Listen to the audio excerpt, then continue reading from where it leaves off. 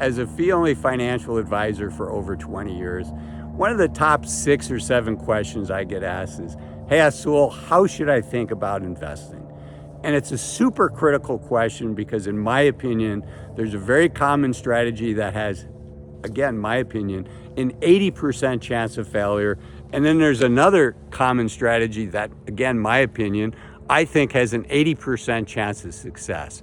And the difference between those two can have a huge impact on how much money you save for retirement. Remember, it's not enough just to save for retirement. You also have to invest. You have to get your investments, your money, to compound faster than inflation, so that over time your money is working harder for you than you're working to put money into the account. So critically important topic. Let's go for a short walk here. I hurt my ankle, so you're gonna see me limping. And let's talk about this. Okay, so what's the strategy that I think has an 80% chance of failure? And that's when people are investing for the short term. Boy, you really got to have access to some information that you know is going to be critical to the success of the company. It, of course, has to be information that you got publicly. If you got it directly from the company, you have to be careful for inside information, which makes trading on that information illegal. But this is outside of that. You know, a lot of folks, they say that they're long-term investors, but in reality, if an investment doesn't quote unquote work in the first 3 months, 6 months, year, or even 2 to 3 years, they're like, okay, well, I was wrong, I'm gonna move on. And if you chain those together, one after another, before you know it, it's very easy to have a couple year period where not only have you not made any money, but maybe you've lost money. And giving up on, you know, as I record this, it's 2023, the market's having a very strong year. Not getting those strong returns, but still getting the negatives is going to have a really big impact. Now, short-term trading, again, even within 2 to 3 years, is super competitive.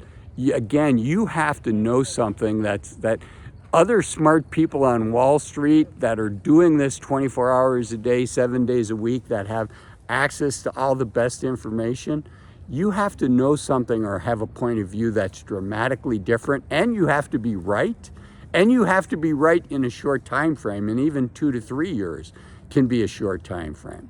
So the approach that I like and I share with my clients is really to be a long-term investor and to ask yourself, what do you know to be true today that's likely still going to be true 10 years from now?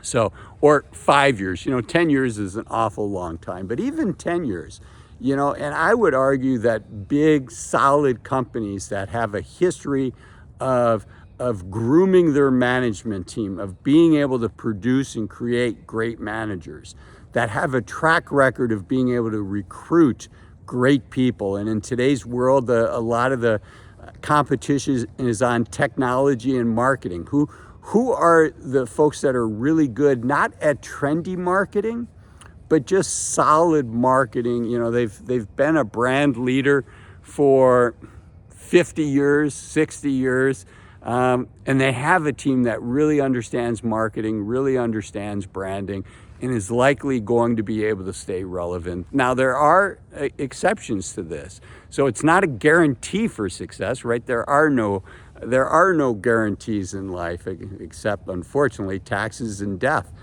But these general trends of great management teams that can recruit great people, that are operationally excellent. Running an operating company is extremely complex, and being able to do that successfully is incredibly valuable. So that's what I like to look at, is what do I know to be true today? What am I highly confident is going to be true in the future? In fact, an author that I like, that I've talked about before, a gentleman by the name of Morgan Housel, he wrote a book called The Psychology of Money. In his second book, this is part of the basis of his second book. And I've had this philosophy for a long time as well.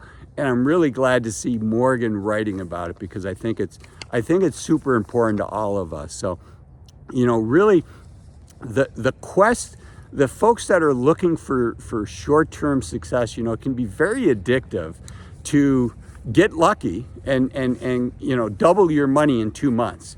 And you're like, oh my gosh, not only did I make a lot of money, but I feel really smart for doing that. And that can be an addictive feeling. And I've been fortunate.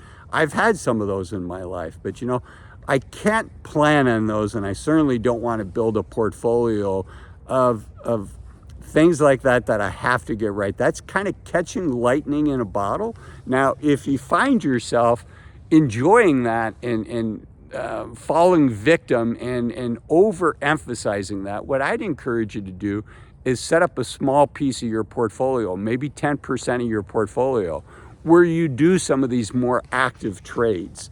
10% for a lot of us might be too much, but if you enjoy doing things like this, invest a couple $1,000s and see if you get it right. And when you actually put money into some of these investments, most of us, unless we're incredibly talented and lucky, are going to find, what, I'm glad I didn't put another zero behind those investments. I think the odds are dramatically against you. Like I said, these long-term trends that you know to be true, that are going to be true in 5 years. And notice I didn't say, high-speed internet or, any specific trend. I'm talking about management teams. I'm talking about marketing teams. I'm talking about the ability to recruit. I'm talking about the ability to build a great brand. Trends come and go, and I have no idea what trends are going to be popular in 6 months. I mean, look at me. My kids would say I'm not that stylish, wearing a blue hat with a blue coat. But, so trends I don't know, but what I do know is companies that have great operators, companies that have great managers, companies that can recruit and train great teams, that's going to be a competitive advantage today, and it's going to be a competitive advantage of 5 years. So that's a really important thing. Again, give yourself the freedom, if you enjoy doing these short-term trades, to do it, but with smaller amounts of money. And don't just say, okay, I'm not going to do this anymore, because if you enjoy doing it, chances are you're not going to be happy if you don't give yourself the freedom to do some of that.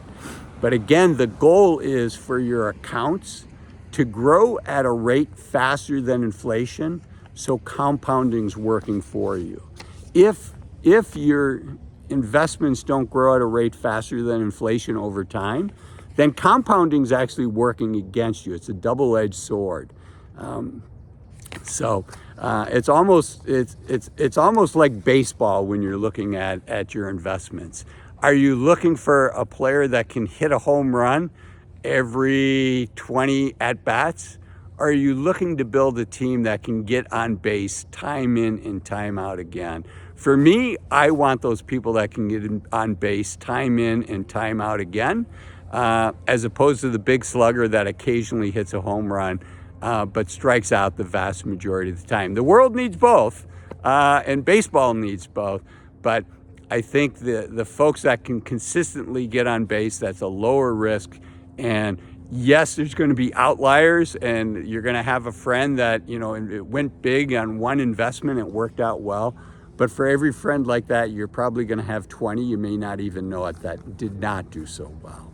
So hopefully this has been helpful. I know this video up here that talks about what's the result of being an average retiree. What is the average retiree income in the United States? I know you'll enjoy that. I'll see you in there. Bye-bye.